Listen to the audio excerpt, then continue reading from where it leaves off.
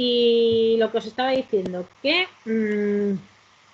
arrancamos con mujeres en la ciencia, ¿vale? Y que espero que estéis viendo bien, o sea, mujeres en la ciencia, con mujeres en las ciencias físicas, y espero que la veáis bien. Si tenéis algún problema con la imagen, me lo decís, ¿vale? Que yo mientras estoy presentando no veo el chat.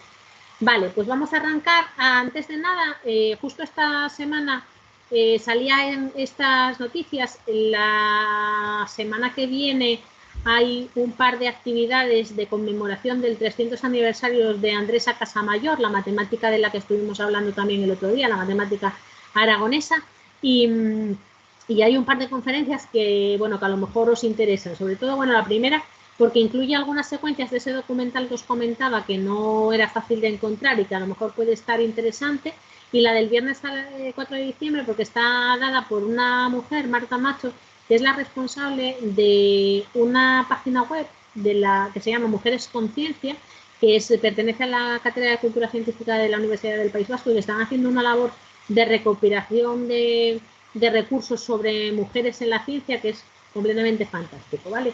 Esto, como os voy a dejar la presentación subida, lo podréis ver desde allí, ¿no? Y bueno, todavía esta semana también vi un par de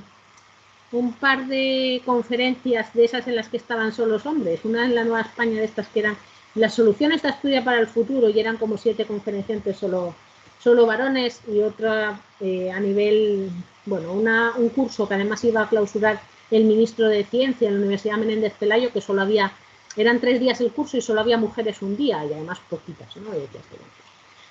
Veis que todavía es... Pero bueno, creo yo de la cuestión en las ciencias físicas, pues hay que empezar, ¿no? Y en este caso no se trata de María Jurado, sino de Marie Curie. Bueno, Marie Curie nació en Polonia, su nombre de pila era María Sklodowska, pero bueno, se lo cambió a Marie Curie cuando llegó a Francia a estudiar, y Curie por su matrimonio con Pierre Curie. Ella había nacido en una familia en la que los padres eran profesores en Polonia, no era una familia muy acomodada, pero sí con formación, y vivió en un momento en el que la formación para las mujeres en Polonia pues estaba bastante limitada, no las dejaban acceder a la universidad, y también estaba bastante limitada la enseñanza en polaco, porque Polonia estaba bajo el dominio ruso y no querían que, bueno, pues que utilizasen su propio idioma, sino que preferían cosas en el ruso para controlar mejor todo lo que pasaba en el país, ¿no? Sin embargo, pues de forma medio clandestina se formó una universidad volante que no tenía sede fija y que formaba a hombres y mujeres por igual en las ciencias básicas, ¿no? En los fundamentos matemáticos y físicos, que luego permitieron, por ejemplo, a Marie ir a la universidad. Marie era la pequeña de 5 hermanos, y ella llegó a un acuerdo con una de sus hermanas mayores, Bronia, para intentar estudiar en la universidad en Francia. Como era muy costoso asumir este desembolso, ¿no?, de conseguir dinero para poder irse a estudiar a otro país, quedaron en que ambas trabajarían para que una de ellas pudiese ir primero, y que cuando una ya estuviese allí, pues que haría todo lo posible para que la otra la siguiese, ¿no? Y así fue. Bronia se trasladó a Francia, conoció también allí a su marido, se casaron, y fue entonces cuando Marie se trasladó a estudiar física y matemáticas, ¿no? Primero empezó viviendo con su hermana Bronia, pero enseguida alquiló una pequeña guardilla para estar más cerca de la universidad y poder bueno, pues estudiar mejor, ¿no?, perder menos tiempo en desplazamientos. Marie Curie toda su vida fue una persona muy frugal, y cuentan anécdotas de estos años en el que, por no gastar carbón y alimentándose escasamente, pues prácticamente estaba a las puertas de la muerte, ¿no? Y fue su hermana la que le puso las pilas y le dijo que de ninguna de las maneras que empezaba a cuidar un poco más en ese sentido, o que de vivir sola en una guardilla ni hablar, ¿no? Empezó estudiando física, se graduaría de hecho con las mejores notas de su promoción, y pronto vio que para estudiar físicas bien necesitaba una buena base en matemática, y también se matricularía en matemáticas, ¿no? En este caso no fue la primera de su promoción, fue la segunda. Cuando acabó los estudios de licenciatura, pues empezó a ver hacia qué podía dirigirse, ¿no? En ese momento se habían descubierto unos rayos desconocidos, que los había descubierto Becquerel, que no se sabía muy bien pues, qué origen tenía, ¿no? Se sabía que las sales de uranio pues, producían una radiación, pero no se sabía muy bien, y fue entonces cuando decidió que iba a dirigirse hacia esa área del conocimiento, ¿no? En ese momento conoció a Pierre Curie. Pierre era unos años mayor que él, tenía ya un cierto reconocimiento en Francia porque era profesor de la Escuela Politécnica y había inventado algunos equipos que permitían realizar mediciones muy precisas basándose en una cosa que se llama el efecto fotoeléctrico, ¿no? Entonces, parece que Marie deslumbró a Pierre porque Pierre le propuso matrimonio varias veces antes de que ella aceptase, pero sí que comenzaron, antes de comenzar la relación personal, comenzaron una relación profesional en la que cada uno aportaba pues, distintas cosas, ¿no? María se dedicó a hacer un tratamiento más desde el principio de los minerales que estaban tratando, mientras que Pierre se dedicaba más a construir equipos que les permitiesen medir con precisión esta radiación que estaban viendo. Bueno, este trabajo lo hicieron en unas condiciones que a día de hoy nos parecen infrahumanas, ¿no? No tenían un laboratorio al principio, lo hacían en una nave en las afueras, luego les dejaron un sótano en un departamento de la universidad, pero un sótano que tenía muy malas condiciones ambientales, con mucha humedad, poca luz, sin acondicionar, y en esas condiciones ellos lo que se dedicaron fue a moler y a tratar con productos químicos toneladas de minerales, pero toneladas de verdad, o sea, no es una exageración mía, ¿no? Sino que para poder obtener cantidades de los elementos que luego descubrirían, el radio y el polonio, necesitaban tratar toneladas de mineral, molerlas, mezclarlas con reactivos, separarlas, depurarlas durante días y días hasta que conseguían una cantidad significativa de los materiales. Fue así como descubrió el radio y el polonio, por la que recibiría el Premio Nobel de Química. Pero antes de ganar el Premio Nobel de Química, ganarían juntos, Pierre y ella, el Premio Nobel de Física en el año 1903, y precisamente con Henri Becquerel, que había sido el primero en detectar, ¿no?, la radiación del uranio.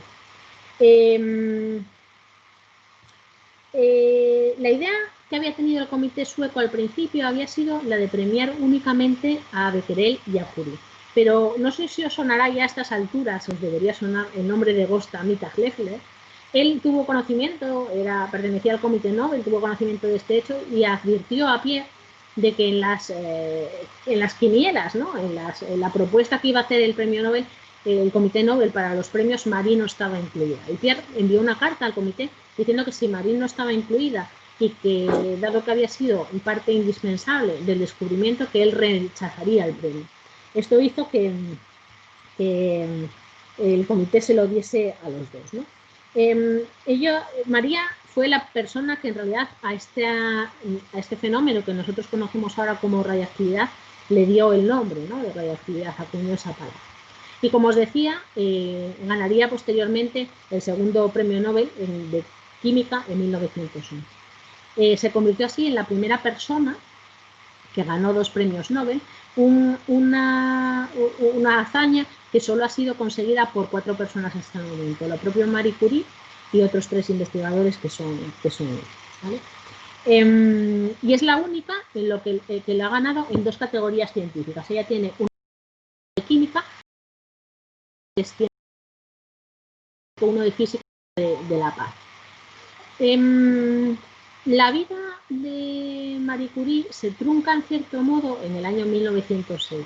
En el año 1906, Pierre y ella pues tenían una salud regular porque os dais cuenta que todos estos elementos radiactivos pues tienen un peligro, ¿no? Nosotros ese peligro ahora lo conocemos, pero en ese momento que se estaban descubriendo estos productos pues eran completamente desconocidos. A Pierre le había afectado más y tenía una salud relativamente mala, ¿no? Una tarde lluviosa salió de su casa para dirigirse a la universidad con tan mala suerte que resbaló mientras pasaba un coche de caballos y le aplastaron el cráneo y murió inmediatamente, ¿no? En ese momento, María bueno, se vio sobrepasada.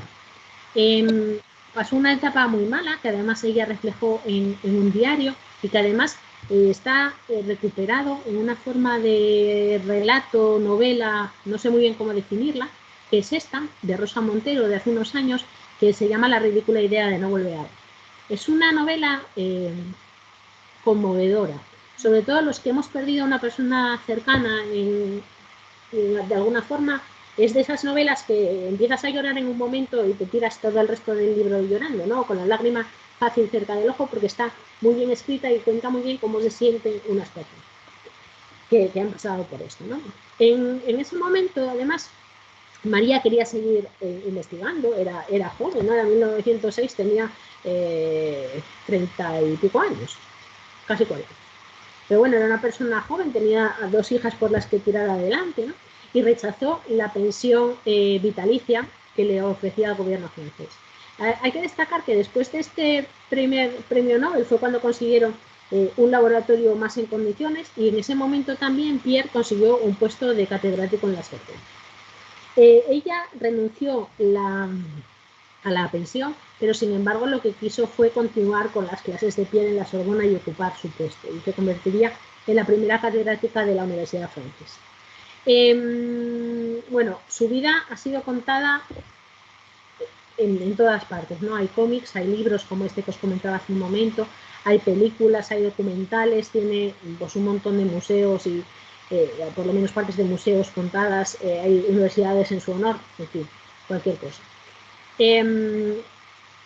Poco antes de ganar el segundo Nobel, se destapó una situación de su vida personal que le afectó bastante como persona, cuando era, bueno, la parte inocente de todo ello. Y es que, pues, 4 o 5 días antes de la entrega del segundo premio Nobel, se descubrió, bueno, la mujer de otro científico, Paul Langevin, dio a conocer que su marido mantenía una relación extramatrimonial con Marie Curie. 1911, una polaca, aunque llevase un montón de años en Francia, contrapuesta a una buena ama de casa francesa, pobrecita, que es engañada por su marido, pues fue un absoluto escándalo, ¿no? La sociedad francesa se volcó contra contra la figura de Marie Curie, que parecía la única culpable cuando ella pues ya era viuda, ¿no? Y tenía pues toda la libertad del mundo para relacionarse con quien quisiera, y Paul Langevin quedaba un poco más así porque, bueno, al fin y al cabo era hombre, podía permitirse todas esas cosas en ese momento, ¿vale? De hecho, incluso el Comité Nobel le pidió que no fuese a la entrega del premio, y a ella les contestó diciendo que el premio se lo habían dado por motivos que no tenían nada que ver con su vida personal, y que por supuesto que iba a ir a recoger el premio, dar el discurso y todo lo que lo acompañaba, ¿no? Y de hecho, pues a pesar de este rechazo del Comité Nobel porque tenía que se formasen tumultos que no se formaron, pues otros científicos como el propio Albert Einstein le dijeron que por supuesto que fuese, que pasase de las opiniones de la gente, y que, bueno, que lo importante era el trabajo que había hecho, y que su vida era suya para vivir, ¿no? Bueno, la sociedad francesa se reconcilió con Marie en gran modo tiempo después, ¿no? Porque en la Primera Guerra Mundial, parte del dinero que quedaba disponible y de los fondos que habían conseguido con sus investigaciones, porque este descubrimiento del radio y del polonio no lo patentaron en su momento porque consideraron que era beneficioso para toda la humanidad y que no tenían que ganar dinero a costa de este descubrimiento, pues parte de ese dinero lo transformó en lo que se llamó Petit Curie, que eran unas ambulancias en las que se instalaron sistemas de medida de rayos X portátiles. En la Primera Guerra Mundial todavía no había vehículos medicalizados, ¿no? Estos fueron los primeros, y no solo instaló estas unidades de rayos X en las ambulancias, sino que ella misma y su hija Irene, que en ese momento tenía 17 años, pues conducían esas ambulancias, hacían las placas de rayos X cerca del frente, porque así los médicos podían saber dónde estaban las balas o la metralla o lo que fuese, y por tanto cómo era mejor operar a esos soldados e incluso reparar y poner a punto esas unidades de rayos X, ¿no? Lo hacían ellas mismas en el frente y además formaron a un montón de enfermeras para hacerlo en otros sitios, ¿no? Con lo cual, en ese momento, pues la sociedad francesa sí que le dio a Marie Curie un poco el mérito que le debía, ¿no? Ella acabaría falleciendo en 1934 de una anemia producida, vamos, por el uso de la radiación, ¿no? Y sin protecciones adecuadas. Y bueno, pues en su honor hay un montón de cosas, como decía antes, ¿no? Aparte del elemento, el curio, que lleva ese nombre precisamente por ambos, por Pierre y Marie Curie, hay una unidad que se llama el Curie. Tiene un cráter en la Luna, otro en Marte, bueno, un montón de cosas, ¿no? Las becas unas becas europeas de formación de investigadores también lleva su nombre, bueno, absolutamente todo. Como anécdota, pues se puede decir que sus notas de laboratorio todavía no se pueden consultar libremente porque están en una cámara especial, porque siguen siendo radiactivas por encima de los límites que consideramos seguros, ¿no? En fin, os podéis imaginar. Este es el libro del que os hablaba antes, si lo veis aquí otra vez. Y luego es muy importante también que, bueno, frases de Marie Curie sobre la ciencia y sobre las mujeres, eso hay un montón, ¿no? Pero a mí me gusta esta porque relaciona muy bien la investigación básica con la realidad, ¿no? A veces cuando hablamos de financiar la ciencia estamos hablando siempre de las aplicaciones que va a tener, pero a veces las aplicaciones llegan años después, ¿no? Y a veces las aplicaciones surgen en condiciones en las que son inesperadas, ¿no? Por ejemplo, ahora a lo mejor pues para el COVID empezamos a usar alguna cosa de la que no habíamos pensado hasta ahora, ¿no? Que estaba el conocimiento básico, pero que no se había desarrollado. Y eso es lo que pasó con el radio, ¿no? Ya decía que no debemos olvidar que cuando se descubrió el radio nadie sabía que iba a ser útil en hospitales. Era un trabajo de ciencia pura. Y eso es prueba de que el trabajo científico no debe considerarse desde el punto de vista de su uso directo. Se debe realizar por sí mismo, por la belleza de la ciencia. Y luego siempre existirá la posibilidad de que un descubrimiento científico se convierta, como el radio, en un beneficio para la humanidad. Bueno, en el caso del radio, en esta época en la que no sabían para qué se utilizaba, pues hubo auténticas barbaridades, ¿no? Se usaba para pintar las esferas de los relojes, pues estas rayitas que son fosforescentes ahora, se usaban para pintarlas con pincel, ¿no? Y las señoras que lo hacían, pues solían lamer el pincel para mojarlo en la pintura y que luego se encendiese mejor, y esto hizo que desarrollase muchísimos cánceres relacionados con esta práctica, ¿no? Y bueno, fue así como se fueron prohibiendo estas cosas. Hablábamos antes también de Irene Joliot-Curie, la mayor de las hijas de María y Pierre, que, como os contaba, ya con 17 años pues formaba equipo con su madre, con las Petit Curie, formando enfermeras, aprendiendo a reparar los equipos y a conducir, ¿no? Así que bueno, era bastante evidente desde muy pequeña que sus intereses estaban alineados con los de su madre, no así los de su hermana Eva, que se dedicó a la escritura y a tocar el piano también, ¿no? Y vamos, no tenía nada que ver con la ciencia. Sin embargo, casi le debemos otorgar un reconocimiento muy especial a Eva, porque la primera gran biografía de Marie Curie la escribió su propia hija, ¿no? Y entonces pues tiene muchos datos que sin duda, si no lo hubiera escrito en su momento su propia hija, tal vez se habrían perdido. Bueno, ella estudió en física y trabajó en el laboratorio de Marie Curie, pero desarrolló enseguida su propia investigación. Se casó con otro investigador del mismo laboratorio, Frédéric Joliot, y decidieron combinar sus apellidos y convertirse en Joliot-Curie cuando se casó, ¿no? Empezaron a firmar conjuntamente, bueno, pues, con una forma mixta. Ellos ganarían el premio Nobel en el año 1935 por descubrir la radiactividad artificial. Pero podían haberlo ganado primero, porque en esa época apasionante en la que estábamos descubriendo el núcleo atómico y aprendiendo un montón de cosas sobre sus características, hicieron descubrimientos de los cuales no se dieron cuenta en su momento, ¿no? bueno, pues detectaron unas partículas que luego se determinaría que eran neutrones, pero no se dieron cuenta lo suficientemente rápido y entonces el descubrimiento del neutrón que ganó el premio Nobel lo otorgamos a otra persona, el crédito de ese descubrimiento, y también les pasó lo mismo con el positrón. Pero la tercera fue la vencida y la relatividad artificial sí que no se les pasó, ¿no? Irene también desarrolló en ciertos momentos una intensa labor política relacionada con política científica en Francia y, bueno, buscando cómo impulsar la ciencia en ese país, ¿no? Falleció muy joven, en 1956, de nuevo por enfermedades derivadas de esta exposición a la radiación, y en su honor pues se otorga el premio Irene Joliot-Curie a mujeres científicas. En este caso, puede que Irene haya tenido las facilidades de acceso a la ciencia que no tuvieron otras mujeres de su generación, pero yo creo que también la figura de Irene Joliot-Curie es más desconocida de lo que debiera, porque está a la sombra de su madre y de la que no se puede despegar, ¿no? Si no hubiera sido en ese momento histórico o no hubiera sido hija de su madre, probablemente su figura sería muchísimo más reconocida de lo que es ahora mismo.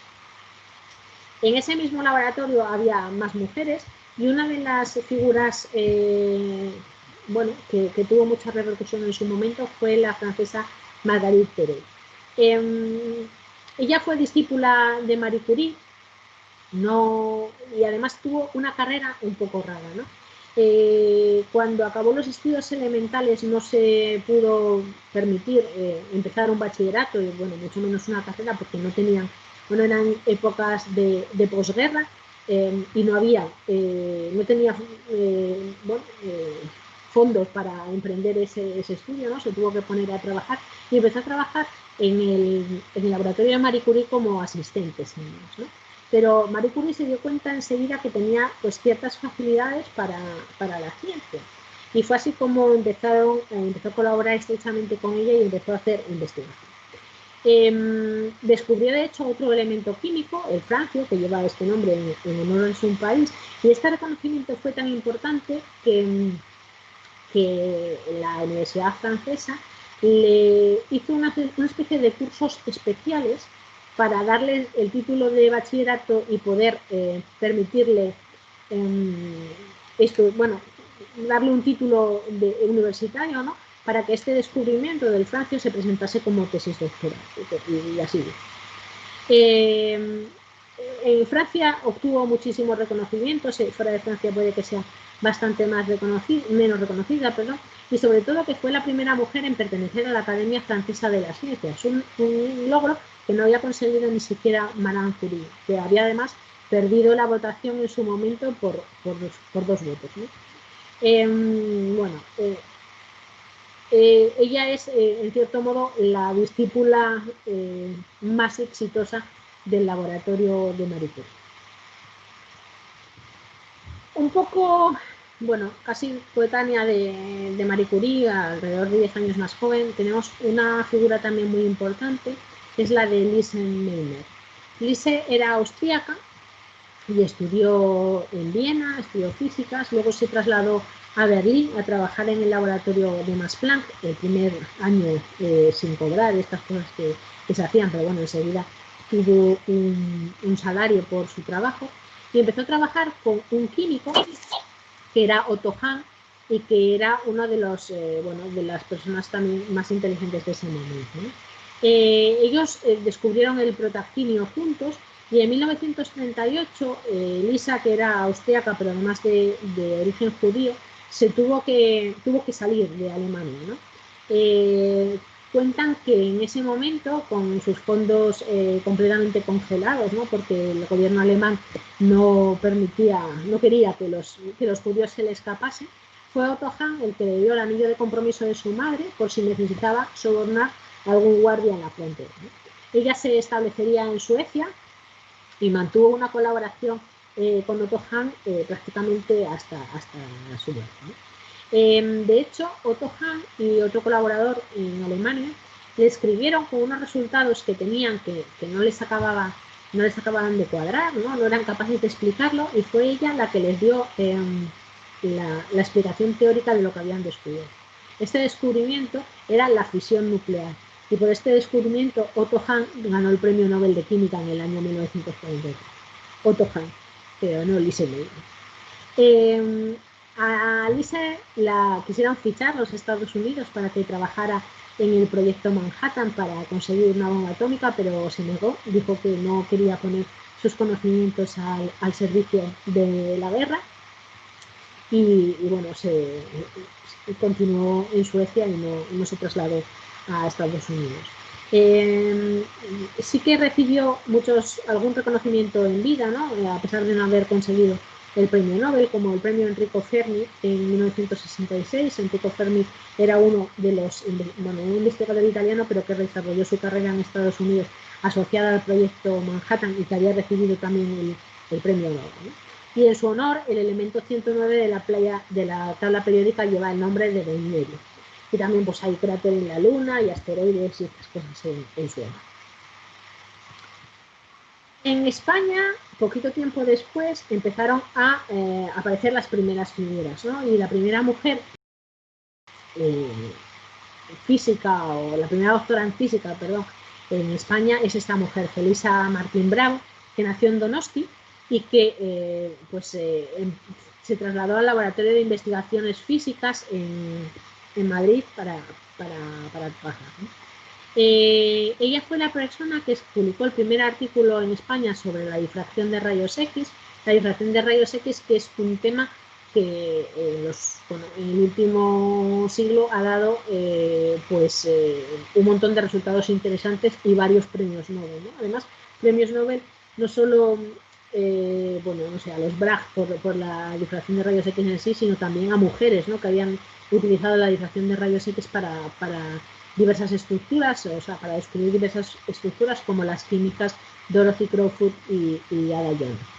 Ella se incorporó en 1929 a la Agencia Estatal de Meteorología, siendo la primera mujer en formar parte de esta agencia, y dirigió el Observatorio Meteorológico de Igueldo. Y como os decía, es una de las pioneras que tenemos en España de esta materia.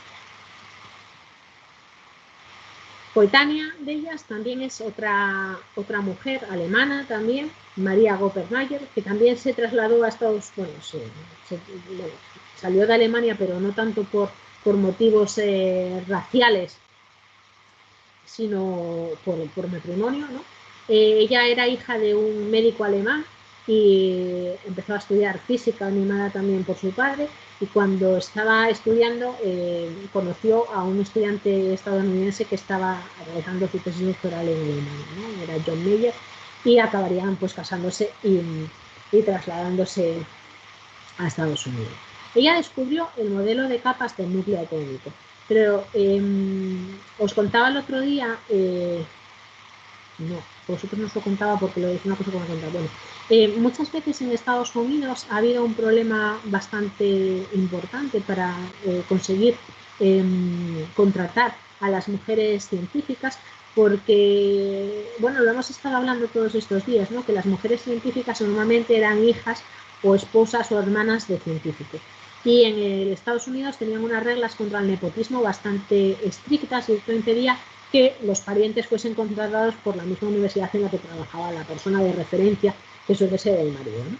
Esto pasó en el caso de María Goppermayer. Trabajó a tiempo parcial, con contratos miserables, prácticamente sin financiación, durante años mientras cuidaba a su familia, ¿no? Y como veis ahí, hasta el año 1960, con 54 años, no tuvo un trabajo remunerado a tiempo completo. Cuando le dieron el premio Nobel en 1963, un periódico estadounidense tituló la noticia como "Madre de San Diego gana el premio Nobel", como si fuera, no sé, su mayor mérito ser una madre de no sé cuántos hijos tenía, pero da igual, o sea, ni que fueran 16.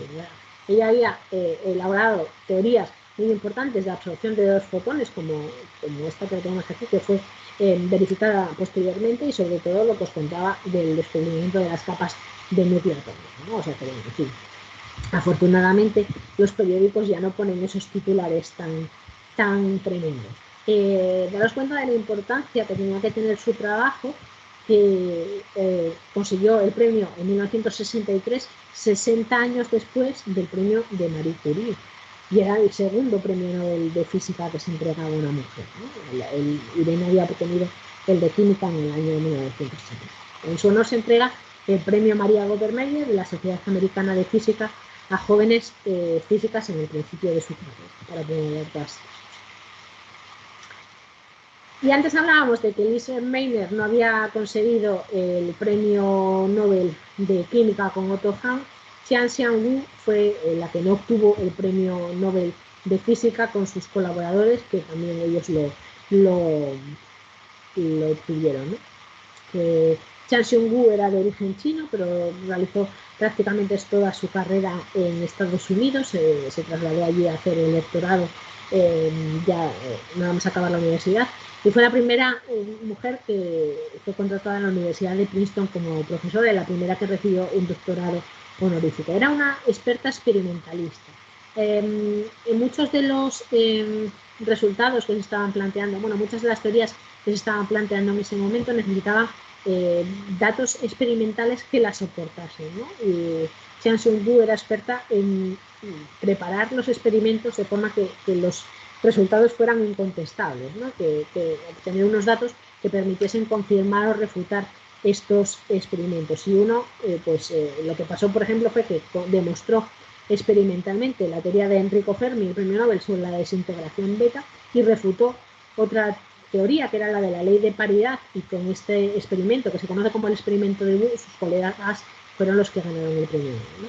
Ella sí que recibió otros conocimientos, no hay nada tan importante como el premio Nobel, ¿no? Pero sí que recibió reconocimientos importantes como el premio Wolf en física.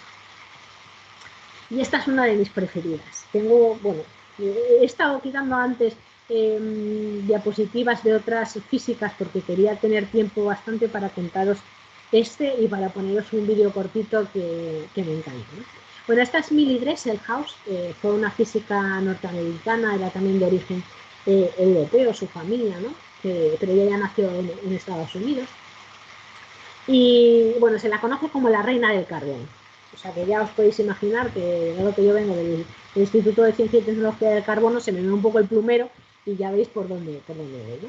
Bueno, ella venía de una familia que había emigrado a los Estados Unidos, ahora mismo no recuerdo si eran polacos, pero bueno, de esa zona de Europa del Este, y era una familia que tenía pues muchos miembros que eran habilidosos con los instrumentos, ¿no? De hecho, ella tocaba el violín desde muy pequeña, y en estas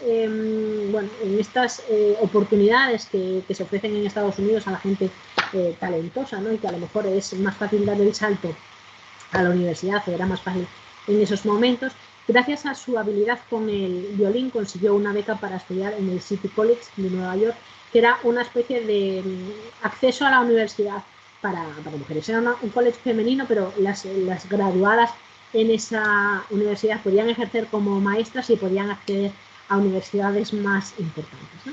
Ella llegó allí pues con ganas de aprender, pero con la idea de conformarse un poco con este trabajo de maestra, ¿no? Que para su familia ya era un salto cualitativo muy importante. Sin embargo, coincidió en este City College con otra mujer, Rosalind Yalow, que era profesora de física en esta college, y la animó a no conformarse con ser maestra, ¿no? Ella detectó que Millie tenía capacidad para hacer cosas, bueno, pues de más que se consideraban de más capacidad en ese momento, o que eran más exigentes, y la animó. Rosalind Yalow, por cierto, ganaría el premio Nobel de Medicina, ¿no? Por sus ensayos de radioinmunoterapia. Este impulso, ¿no? Que Rosalind Yalow la animase, que le escribiese cartas de recomendación, hizo que Millie Dresselhaus decidiese estudiar física, estudió física en Chicago, y allí conocería a su marido, Jim Dresselhaus, ¿vale? Dresselhaus es su apellido de casada, de soltera me parece que era Spivak o una cosa así. Bueno, en Chicago ellos hicieron la tesis doctoral, y los estudios de Millie iban relacionados al estudio de las propiedades electrónicas de los móviles. de semiconductores principalmente. Pero tuvieron la suerte, Millie y Jean, de ser contratados después de la tesis por uno de los pocos laboratorios que no aplicaba estas políticas estrictas del nepotismo de la que hablábamos hace un momento, que era el laboratorio Lincoln del MIT, el MIT, que es uno de los institutos tecnológicos más importantes de Estados Unidos, ¿no? En ese momento, ella lo contaba así, ¿no? En ese momento le dijeron que podía trabajar en casi todo, pero no en aquello de lo que ella supiera. Y ella consideraba a posteriori que aquel había sido un buen consejo, ¿no? para un investigador joven, porque en un momento en el que estás a tope de creatividad, ¿no? Que ya, bueno, pues puedes seguir aprendiendo porque seguimos aprendiendo toda la vida, pero que ya sabes investigar y que puedes lanzarte a hacer cosas nuevas, romper un poco con lo que hacías y abordar campos de conocimiento distintos permite pues aportar una frescura a las investigaciones, plantearlo de forma diferente y en definitiva enriquecer la investigación, ¿no? Ella en ese momento ya tenía 2 hijos, acababa de tener a su segundo hijo y entonces se puso a buscar un campo que no fuese extremadamente competitivo, porque pensaba que no se podía meter en algo en el que estuviesen metidos las mejores mentes del momento, ¿no? Y que hubiese muchos fondos para competir o que fuese muy de vanguardia, porque ya no podría dedicarle el tiempo al tener 2 niños ya y una familia en general, pues que no podría dedicarle a lo mejor el mismo tiempo que otros investigadores. Entonces decidió dedicarse a unos materiales más modestos, que eran los materiales de carbono. Pero claro, esto eran principios de los años 60 y en los años siguientes pues hubo una auténtica revolución en los materiales de carbono. Y sus estudios sentaron las bases para 2 investigaciones que recibirían posteriormente el premio Nobel, la de los fullerenos de carbono y el grafeno. Y también, bueno, pues algunos otros materiales que no recibieron el premio Nobel, pero sí el premio Princesa de Asturias, ¿no? Como serían los nanotubos. O sea que estuvo metida, al final fue el perejil de todas las salsas de los materiales de carbono y de hecho pues se considera en cierto modo que el grafeno, el premio Nobel de grafeno que se concedió en 2010 a 2 investigadores de la Universidad de Manchester tenía que haber sido también compartido por Millie Bresser, ¿no? Como tercer galardonado. En fin, su trabajo sentó las bases de la física de la materia condensada y además fue pionera y promotora de la mujer en ciencia y recibió muchísimos premios como el Cable o algunos de las importantes, ¿no? Ella recibió también la medalla presidencial de la ciencia, que es el máximo galardón que se concede a científicos, ¿no? En Estados Unidos y como os decía, pues es la reina del carbono y este es un emoji que es en su honor, ¿no? Además protagonizó un spot de una empresa de electricidad para animar también un poco a las mujeres a emprender profesiones relacionadas con la tecnología, ¿no? Y os lo voy a poner un momentín porque me mola. Y como es cortino, así cortamos un poco. Voy a cortar esto porque seguro que no estoy con el audio del equipo. Y lo vuelvo. A ver.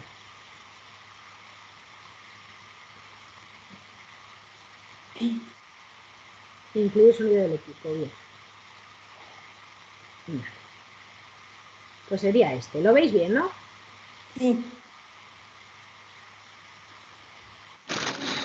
Millie Dresselhaus. Happy birthday, sweetie. Whoa, Millie Dresselhaus. We are so glad to have you here.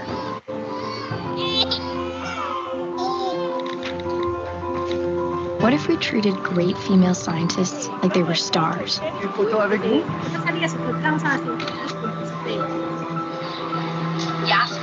What if Millie Dresselhaus, the first woman to win the National Medal of Science and Engineering, were as famous as any celebrity? Millie Dresselhaus was seen having lunch today. Millie lance une nouvelle. Rumors of a new discovery. What if we lived in a world like that?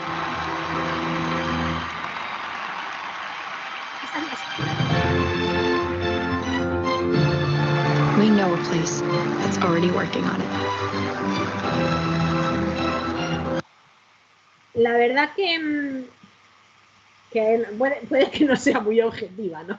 Con esta científica, las cosas como son, porque bueno, trabajaba en temas relacionados con los míos y era una figura muy, bueno, muy característica, ¿no? Además, daros cuenta que tanto en el anuncio como en las fotos y en los dibujos siempre sale con este peinado así de las trenzas hacia arriba, pero es que se peinó igual durante 40 años, ¿no? Se ven fotos de joven con las mismas trenzas, ¿no? Y muchas veces también con chaquetas rojas o con abrigos rojos. De hecho, hay alguna entrevista por ahí que dice, mira, si tú vas por el mito y ves a alguien con un abrigo rojo, esa soy yo, ¿no? O sea que, bueno, debía ser un color que le gustaba y que por eso siempre en todas estas cosas se le ve con la chaquetina roja de abuelita, ¿no? Pero bueno, pues se la reconoce muy bien precisamente por eso, y también por eso tiene una imagen muy buena para este juego, ¿no?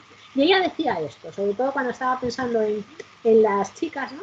Decía, sigue tus intereses, obtén la mejor educación disponible, yo añado aquí, independientemente de la edad que tengas, fíjate en metas elevadas, sé tenaz, sé flexible, no te cierres puertas, acepta la ayuda que te ofrecen y estate preparada para ayudar a otros, ¿no? O sea, me parece un mensaje buenísimo, independientemente de que seas científico o no.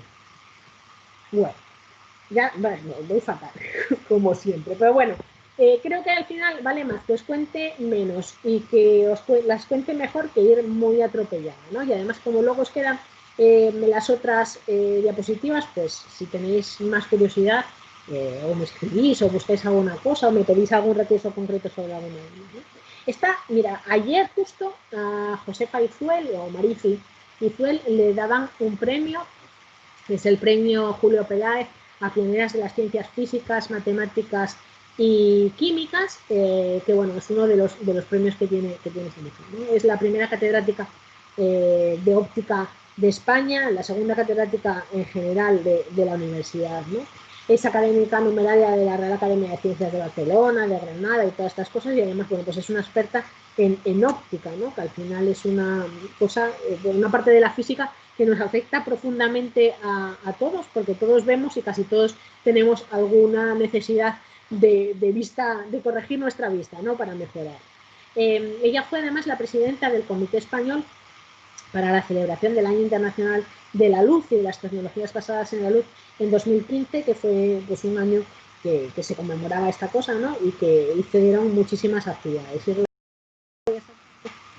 A unas pocas, y eso luego volvemos, está Susana Marcos, que también es especialista en óptica, que compartía ayer con Mariji este premio y que además pues tiene algunos otros premios más, ¿no? Como el premio Rey Jaume I de Nuevas Tecnologías, y el año pasado le dieron el Premio Nacional de Investigación, y que esta sí que está haciendo pues directamente tecnología de corrección visual casi biónica, ¿no? Están estudiando tanto el ojo como las lentes para poder mejorar la fabricación de estos dispositivos. Incluso el año pasado consiguió un montón de dinero de la Unión Europea para crear un prototipo que permitiese, antes de una operación de cataratas, que permitiese ver,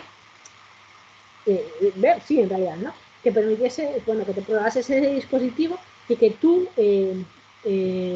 descubrieses cómo ibas a ver después de la operación, ¿no? Bueno, entre otras cosas, a lo mejor para ver si te compensaba o no la propia operación. Bueno, como decía Susana Marcos, es una profesora de investigación del CSIC y está haciendo unas cosas increíbles, ¿no? Teníamos también a Donna Strickland, que fue la tercera mujer en ganar el Premio Nobel de Física, que lo ganó en 2018, que era pionera en el estudio del láser, ¿no? Y era una mujer reconocida en su campo, pero ni siquiera tenía página Wikipedia cuando ganó el Nobel, ¿no? Pero es que además alguien le había creado la página y Wikipedia había dicho que no era relevante y se la borraron directamente, ¿no? Que eso pasa a veces. Tú puedes crear una página de Wikipedia de lo que quieras, pero si la enciclopedia considera que aquello que tú pones no tiene interés enciclopédico, pues no lo considera como válido, ¿no? De hecho, ni siquiera había presentado la documentación para ser catedrática, era profesora, ¿no? Pues ahora mismo ya evidentemente tiene página de Wikipedia y ya es catedrática. Era la tercera mujer, habían pasado otros 60 años, ¿sí? Desde que lo había ganado la segunda, pero sabéis que este año pues se lo han vuelto a dar compartido a una mujer con dos señores, y que bueno, vamos mejorando el número de las físicas de una forma espectacular, y más que tienen que seguir mejorando, ¿no? Bueno, estas son las las que teníamos aquí, y como estamos casi sobre la hora, hay un par de mujeres contemporáneas que merece la pena conocer un poco, ¿no? Que son Fabiola Gianotti y Lisa Randall, que son estas dos, y que os las voy a contar un poco, bueno, casi en conjunto, ¿no? Fabiola Gianotti se la conoce ahora mismo porque es la directora del CERN. El CERN es la estructura esta de investigación que está en Francia, pero que es un consorcio europeo, donde descubrieron el bosón de Higgs y que tiene pues a su cargo un montón de científicos, ¿no?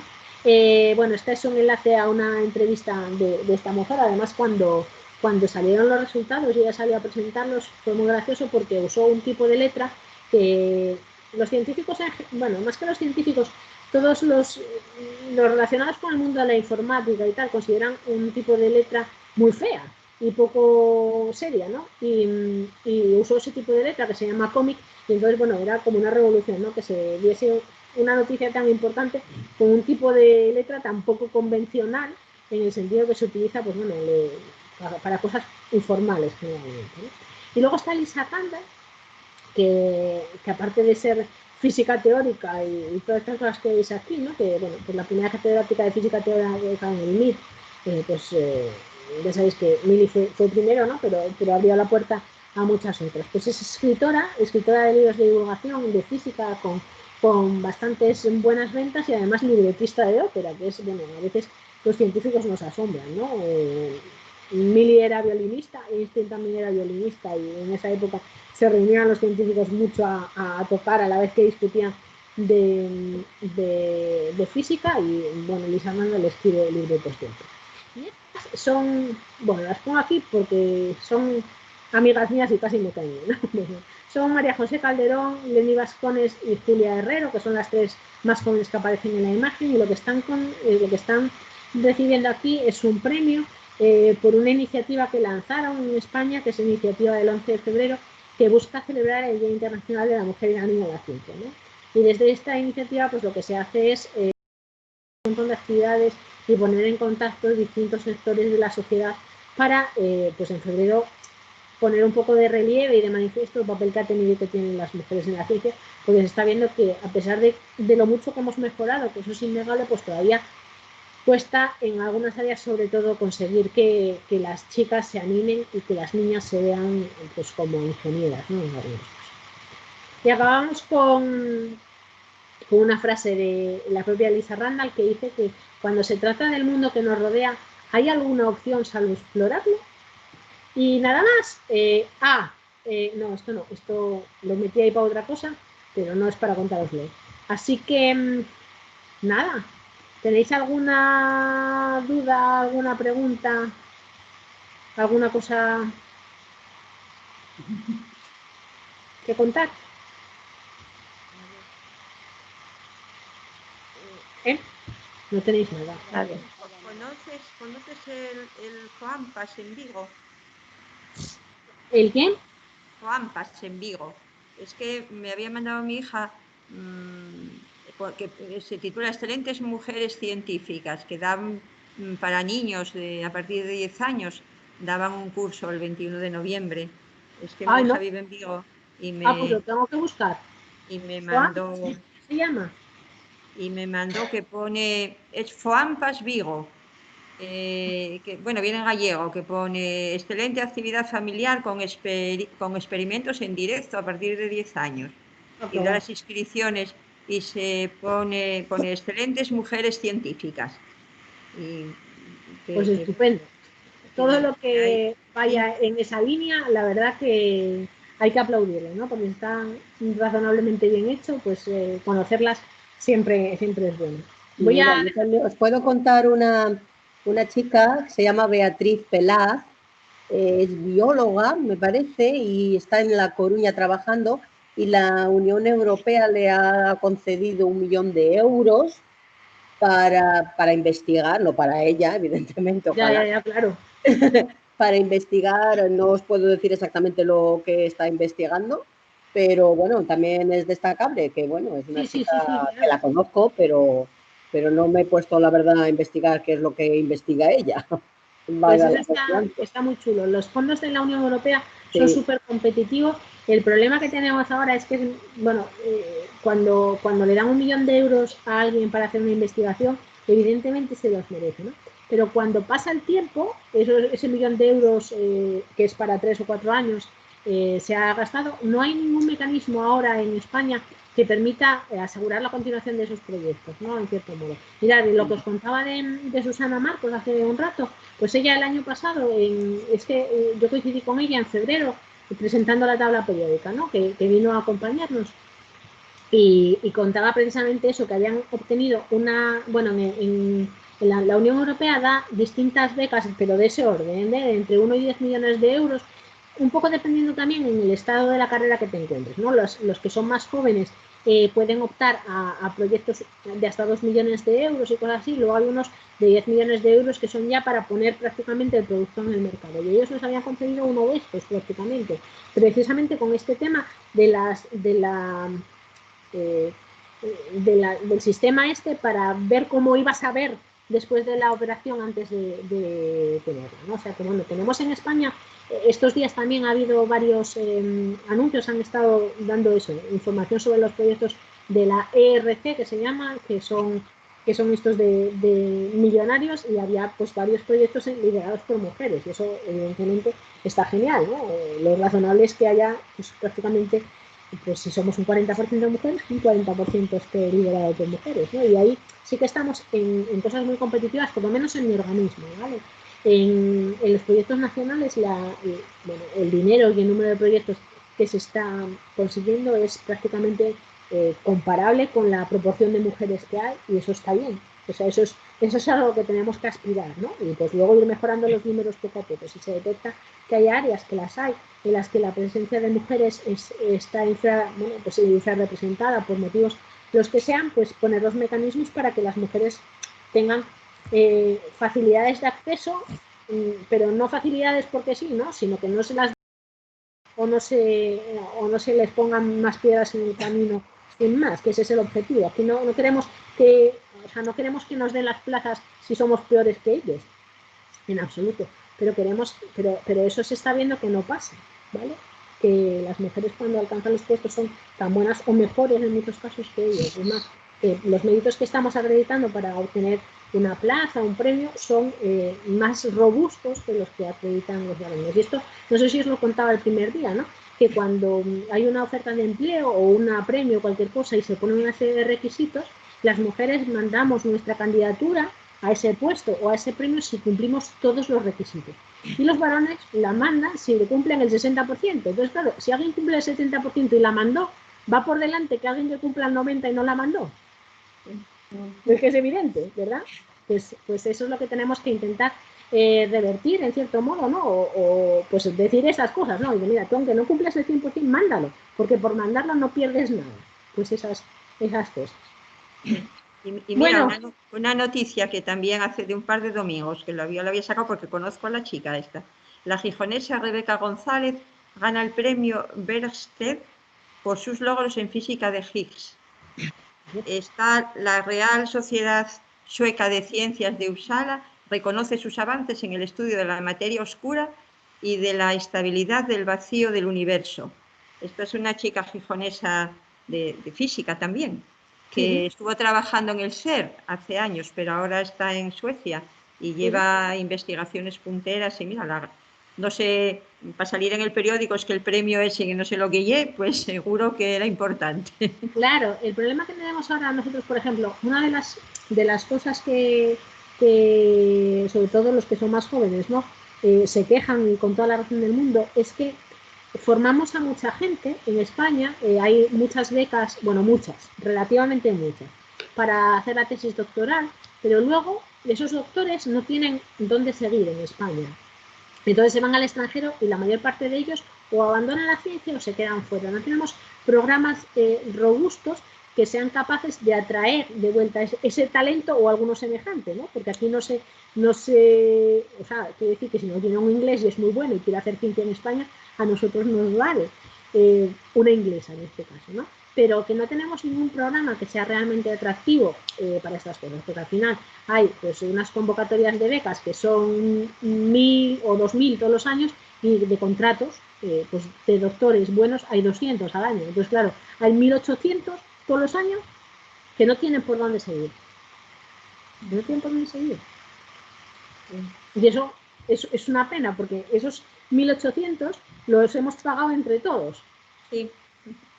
Los hemos pagado entre todos, porque la universidad, bueno, la universidad nos cuesta dinero a los que estudiamos en la universidad, pero no nos cuesta tanto como debería, ¿no? Entonces, pues ahí hay una parte que la sostiene el Estado, que somos todos con nuestros impuestos, y las becas lo mismo.